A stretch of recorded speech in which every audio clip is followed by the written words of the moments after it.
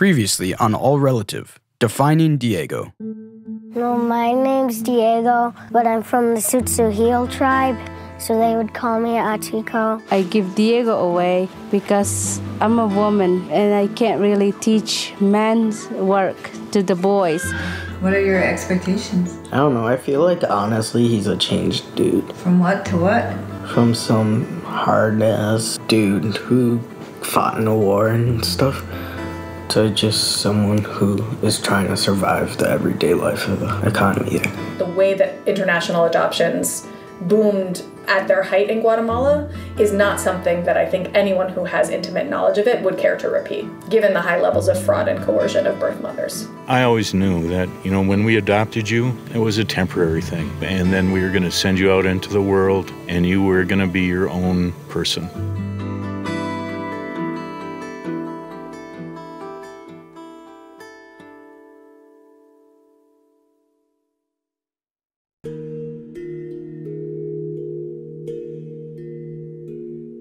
I studied abroad in Rome for a year in college.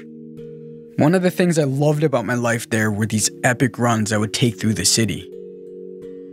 I started in Piazza del Popolo, a large round plaza with an Egyptian obelisk in the middle. Then I sprinted down a side street past the Spanish Steps. I ended at the Colosseum, the most iconic amphitheater of all time. It made everything seem small in comparison.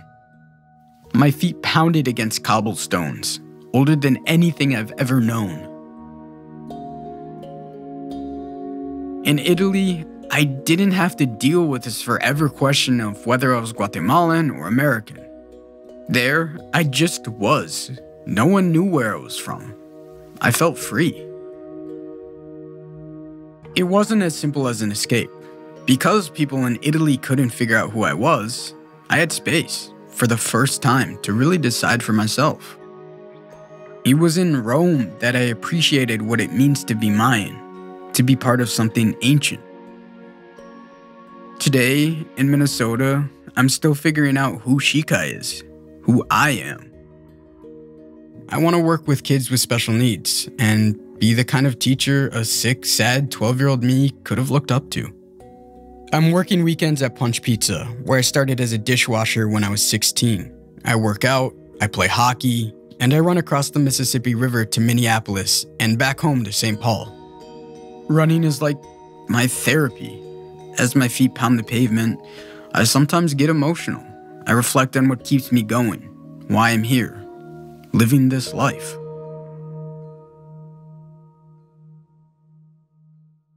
When we first started doing this, you said adoption wasn't your issue, that you just as soon put it behind you. What do you think about that now? Like, I could easily just hang it up and never deal with it again. But this is part of me, and this is a cool thing that is part of me. It's not something I want to run from anymore.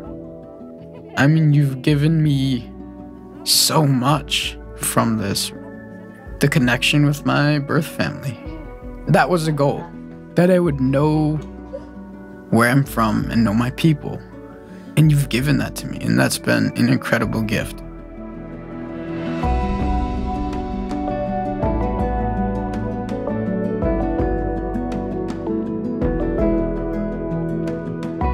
I'm Diego Shikai Luke. I'm Laurie Stern. And from Something Else in Sony Music Entertainment, this is All Relative, defining Diego. Episode 8, Becoming a Tiko.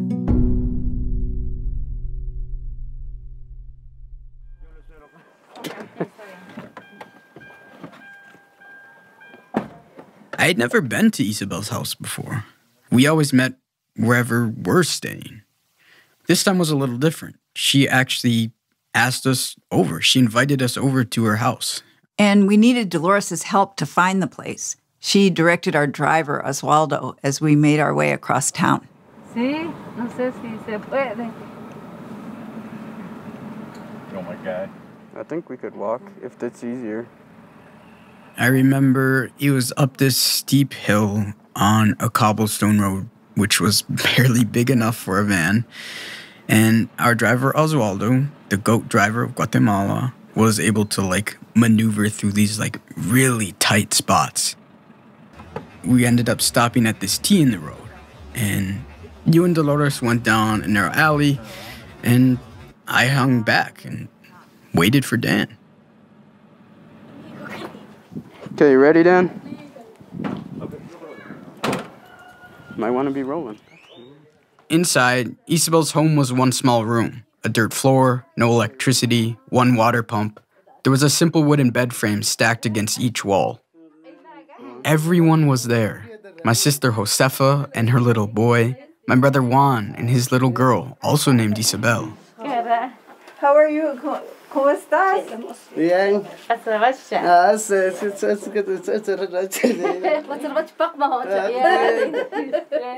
Yeah, we were in Isabel's house, and she was acting like a proud grandma. She was all smiling and friendly. But there was a tinge of nervous energy in the air. We still didn't know if Cristobal would show up. I sat down on a bed, and, I was kind of disappointed that Cristobal wasn't there, but Isabel left all of a sudden, and when she returned, she was like, he's on his way. I remember Dan was standing in the doorway, and I just heard Dan say, "You must be Cristobal." It's Cristobal. Hola.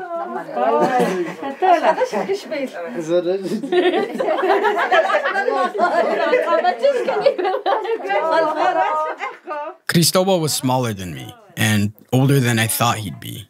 His back was bent and his jeans hung on him. His brown fleece jacket was zipped all the way up. He had bushy eyebrows under a faded San Francisco Giants baseball cap. He looked beat up.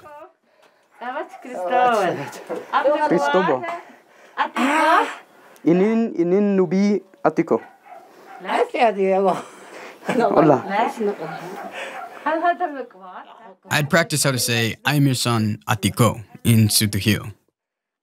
I wanted to give him a hug, but I stopped myself, and instead, I put out my hand.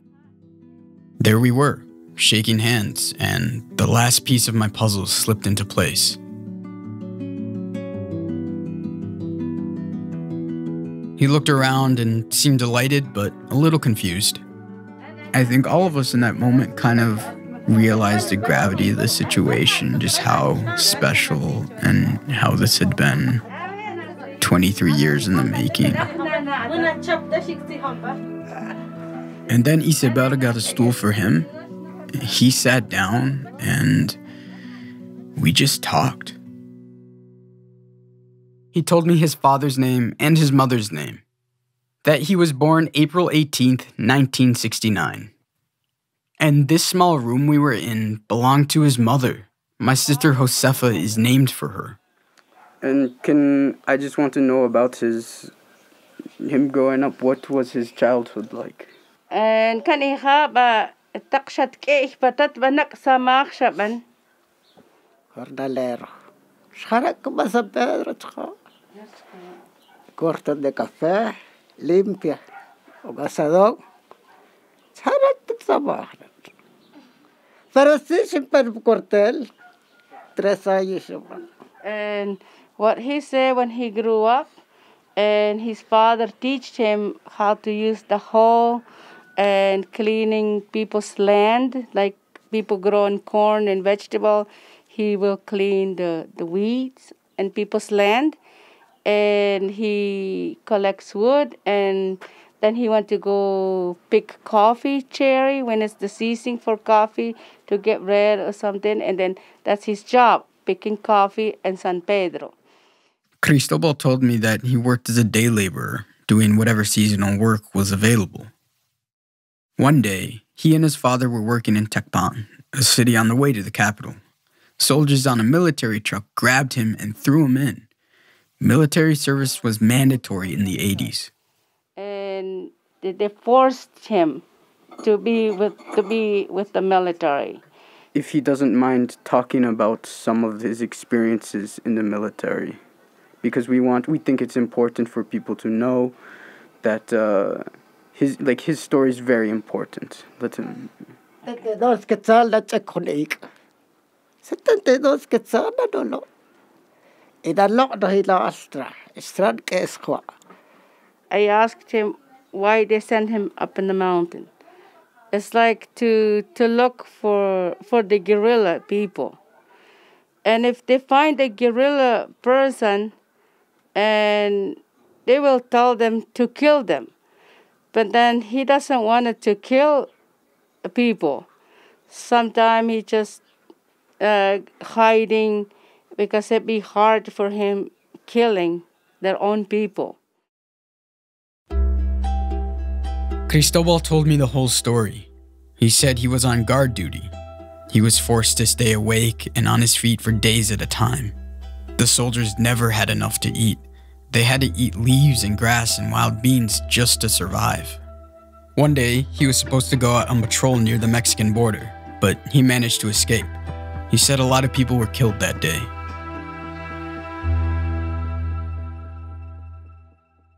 It was a horrible time, those years, 1983 to 1989. Then he said he came back to Santiago Atitlan, and everything that's happened since then was his fault. I told him it was okay.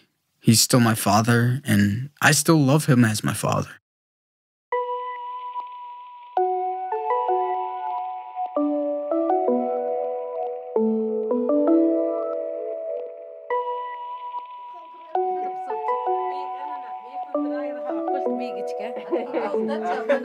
Okay, like what he said, thanks to my son and Diego. And they always tell me before he comes, but then I never hear. But things now, I saw this car passing by in front of me. I didn't know it was my son come to visit. But I'm very happy. I love him, and I'm happy to meet my son and all of the family. They're here too. I'm happy to meet them. I'm very happy. This is my Diego.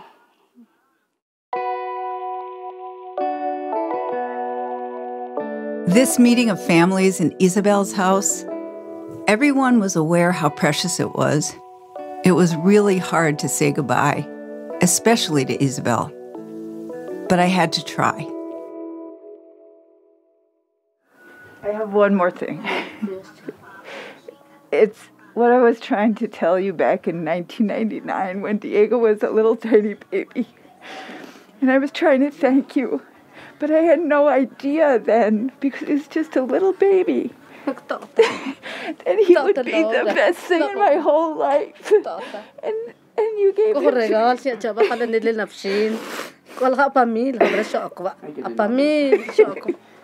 This is a better gift to you, Laurie. Thank you, Isabel.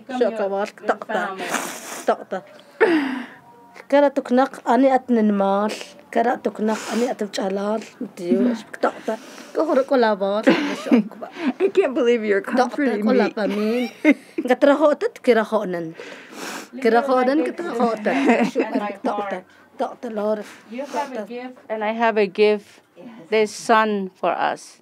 Just be happy. As long as we live, be happy. You have a son. He's such a good boy. Do you want to have the last word, Diego? No, señor. Matios. Thank you, everyone. Diego, I don't know if you caught that, but Isabel wasn't waiting for Dolores' translation. Yeah, she was just talking to you in Sutuhil. Yeah, and then later you thanked everyone in Sutuhil. Remember later that night we sat around at the hotel and tried to go over everything that happened so we could remember it.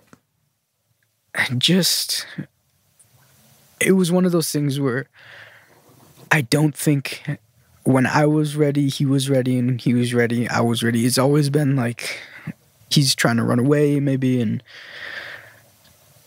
then like he comes in, and one of the first things she says when we sit down is like, "I'm sorry I didn't see you last time." And so it really made me realize that he's been thinking about me for a long time, maybe more than just these 7 years. I remember it was the 2005 trip. We were here at the Bamboo, and Isabel had this old snapshot photo of Cristobal in his military uniform, and he had a gun, and she showed it to us. And, we were like, oh, that's Diego's birth father. And we were like, Diego, come here. Look, this is your birth father. And, you looked at it, and it seemed like, you stared at the photo for a long time, and then you were like, oh, cool. And then you ran off and you went to play. But it was sort of like, what do you think? That moment, I could see the wheels turning. You're trying to process who this guy was and what this meant.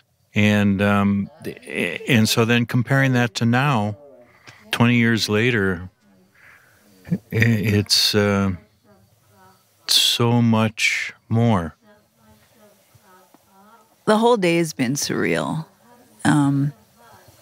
When he walked in, my first impression was, he's so frail. He's so small.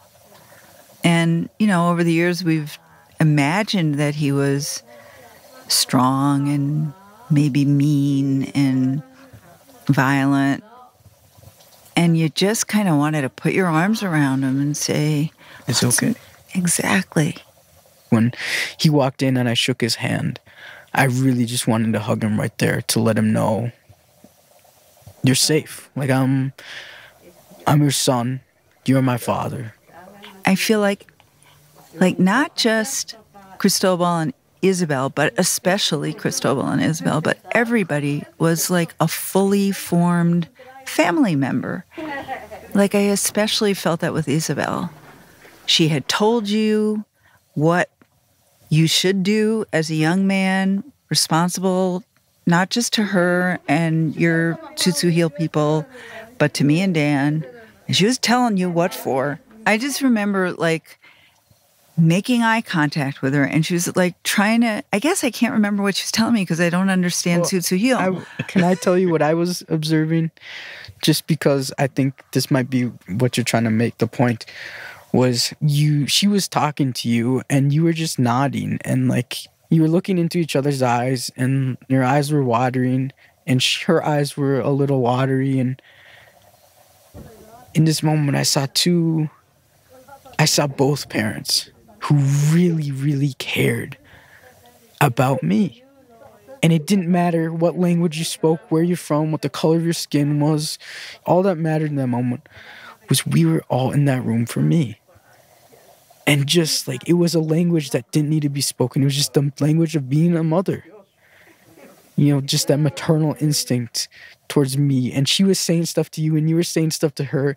None of you had any idea what the hell each other was saying. All you knew was that it was about me and that you both loved me and you both love me, like, currently. And that's what this is all about. That's what I noticed. You're right. Thank you. I needed help. That's what I'm here for. Yeah, no, that's what was going on. Stay with us. I'm grateful that I know both my birth parents. I know not every adoptee has had that opportunity, and not everyone even wants it. But on our trip back last March, I met someone else who's putting the pieces of her puzzle together. Can you introduce yourself with, like, your name, where we are, and kind of what you do, what your role is? Sure. So my name is Kalia Guibo. I am the Guatemalan director of El Amor de Patricia. And that's Kalia. I met her on our last day in Guatemala in 2022. She was great. We have a few things in common. For one thing, we're about the same height. And she's adopted. We both lived with our foster families the first 5 months of our lives. And like me, she struggled to learn Spanish. But unlike me, she's fluent now, which is good because she lives in Guatemala and runs a children's home about an hour west of Guatemala City. ¿Qué estás jugando? Vení. Pelota. Looks like it kind of feels like a I don't want this to come off the wrong way, but like a summer camp. Like it's just, people are enjoying themselves, and it's just a good atmosphere here. Yeah, I get good vibes here. Yeah, like I said, we do our best. We know it's not the ideal situation, but for some of our kids who have been through some really difficult times,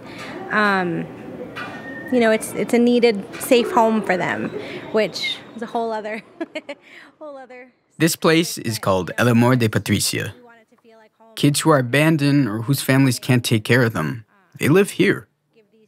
Some of them will be adopted, but by Guatemalans, not foreigners like before. They are there. I mean, many times babies come 1 day old, 2 day old, and they're with us until the moment they're adopted, which typically, if they're abandoned at birth, this takes about a year to a year and a half.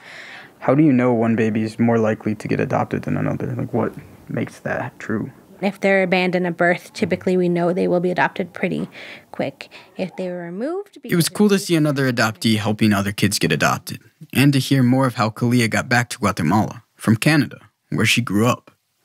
When Kalia was a baby, her adoptive mom sent a letter to her birth mother. It came back unanswered and unopened. So Kalia doesn't know her birth family, and so far she's okay with that. But Kalia's mom has been bringing her back to Guatemala since she was 12. And the more time she spent in Guatemala, the more connected she felt. And she moved here for good a few years ago. I think it really also has filled a bit of that kind of void, I would say. Being surrounded by Guatemalans, being able to be here as a Guatemalan, being part of the daily, all the traditions, speaking the language now. Kalia's also had to become fluent in Guatemala's evolving adoption culture, and it's slow going. Like she said, it takes at least a year for even the most straightforward adoptions to get approved. Yeah, I mean, it's because Guatemala wants to be thorough in making sure there's no biological family to take the babies. So far, the government is only placing about 100 a year in new homes. Yeah, the Consejo Nacional de Adopciones told us it will take time to build a culture of domestic adoption. And meanwhile, it's also trying to help families take care of their kids. The goal is for kids to spend fewer years in institutions. The number of kids in children's homes is coming down, from more than 5,000 during the adoption boom to around 3,500 now. There was a horrible fire in 2017 in an orphanage. 41 teenage girls died. And after that, there was even more pressure to reform the way kids are cared for. Kalia still has big questions about adoption. Like me, she's glad she was adopted. I mean, if I wasn't adopted, I'd probably be dead. But the big questions, we still have them. And we have to keep asking them. Because we hear international adoption could open up again, especially for older kids or kids with special needs. Yeah, other countries already have programs like that, but healthy babies, that's over.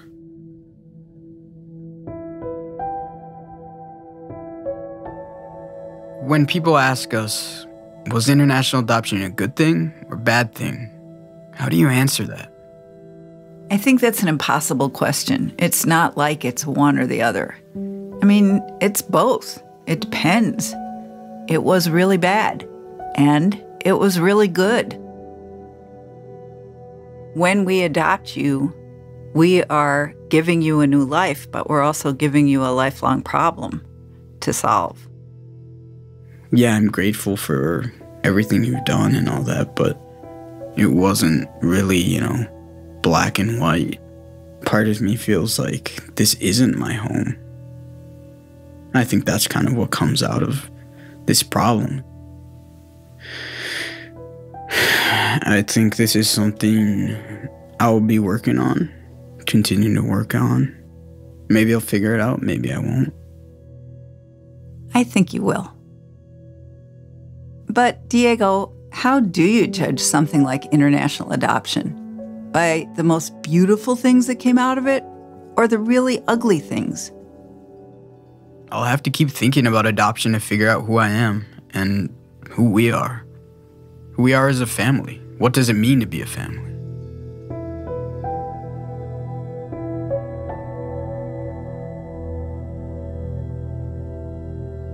Stay with us.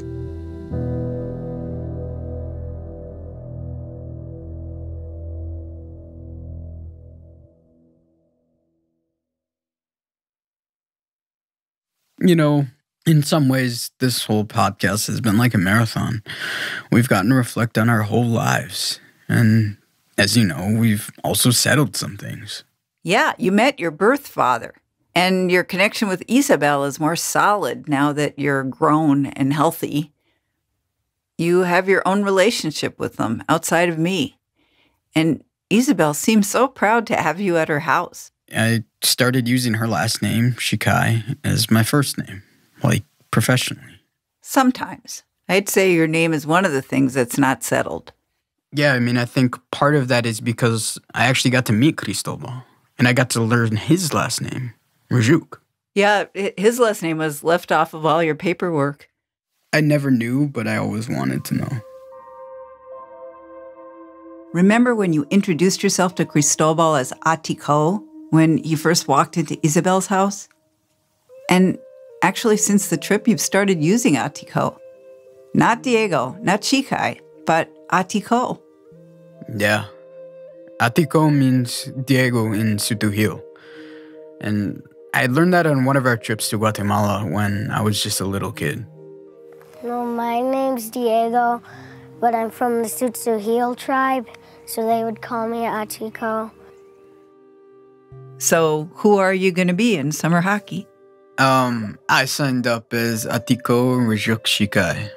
Part of it is like it's clearly indigenous. Like the spelling, it just doesn't look English. And I think part of using that name is like, what's this name? How do you say it? It gets the conversation started because now I'm very proud to be a man of the lake, and I feel like that's kind of the name I should have. I want to like reclaim it. That part of Guatemalan history, the war, all this stuff, by using Rajuk and Shikai, I can like continue carrying like that trauma through my name, and people might ask me where you get this name from, and I can explain to them, this is from my father. He fought in the Guatemalan Civil War. It's from my mother. She kept her head down and also survived. My people have survived and endured for centuries, and we still are. And I think that's one of the reasons I want this name back, is because this is my people.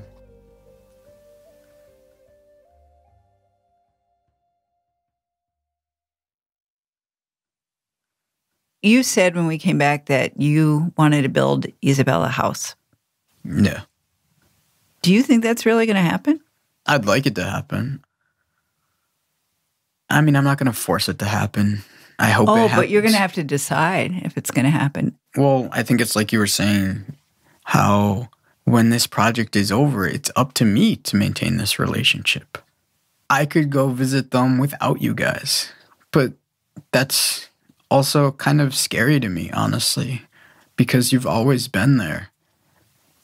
And I feel like you're as much of their family as I am. How do I balance having two families and potentially a third if I have my own family? How does that relationship exist with Juan and Josefa? Because I know Isabel and Cristobal aren't going to be around forever either. When Dolores is gone, when all these connections I have are gone, how do I keep that relationship? I feel really connected to that place because of you. I mean, I got to know the world you come from and the people you come from, and I love them like they're my relatives too. I would love to go back with you. And if I'm ever in a position to help Isabel build a house, that's what I want to do. Maybe that can be our next project.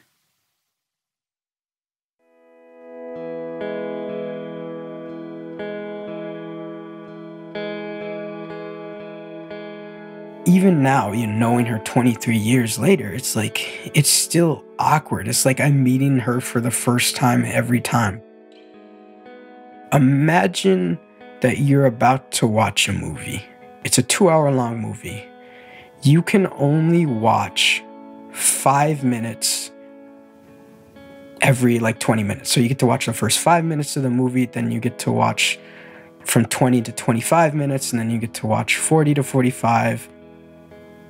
And that's how I felt like it was to Isabel. Like, she's only getting very small snippets. 23 years, we've met 5-6 times. We've probably met for less than a day total.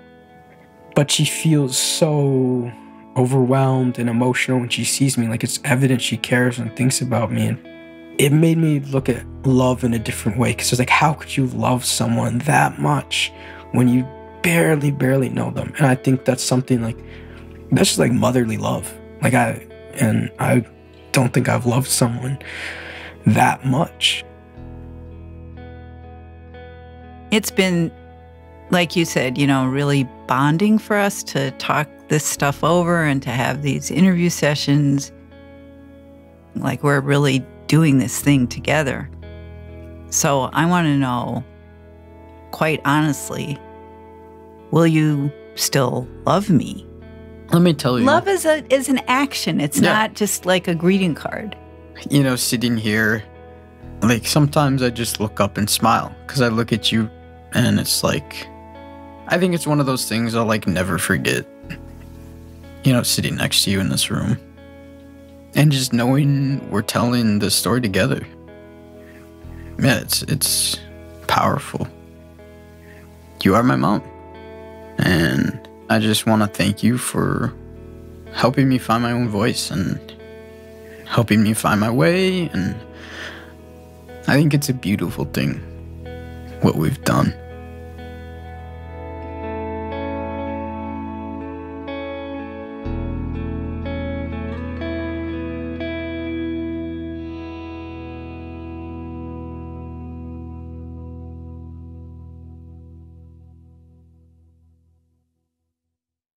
Thanks for listening. Stay with us as we go deeper into the history of Guatemala and the Civil War, and to hear stories from other Guatemalan adoptees, like me. That's coming up in the next 2 episodes of Defining a Tiko. When the army, they opened up the fire, 13 people died here. After some 5-6 months, they already told me that they found my birth mother, who has also a 6th finger in both of her hands. Yeah, I came with a big burn, and my parents had no idea where that could have come from. He's born here, and his blood is from the Tutuhiles people. The root is here.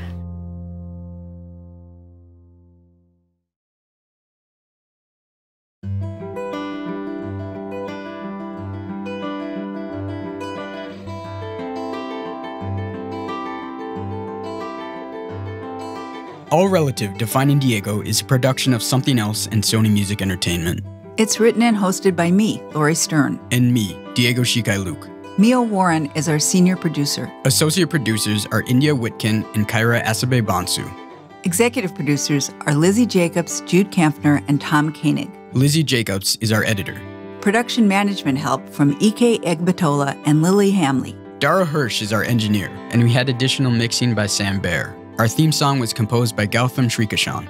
Fact-checking by Natsumi Ajisaka. Translation by Dolores Ratzan and Alex Petse. No relation. Our adoptee consultant is Eric Mann.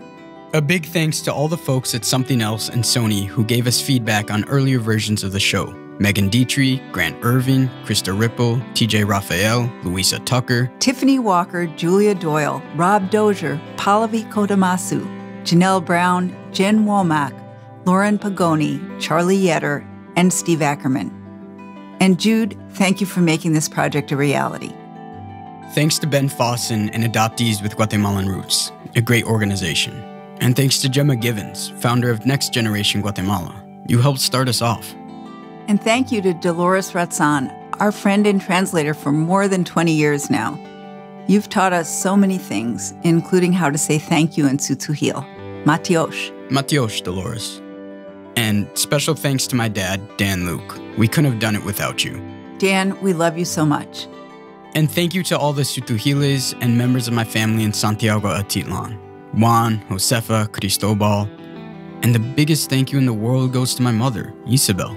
You gave birth to me, and you opened up to all of our questions over the years. Matios. Julia, I miss you and love you. Carter and Gavin, I love you guys. Let's get together soon. Finally, a thank you to my two best friends, Aiden Hodson and Liliana Pickert. Thank you for believing in me even when I didn't. From one adoptee to all adoptees, let's keep the conversation going. You know, the journey never really ends. I'm still defining Diego. But I wish you all the best on your paths forward, and I'm sending you all my love and support. If you love the show, follow us on Apple Podcasts, Spotify, Amazon Music, Stitcher, or wherever you get your podcasts.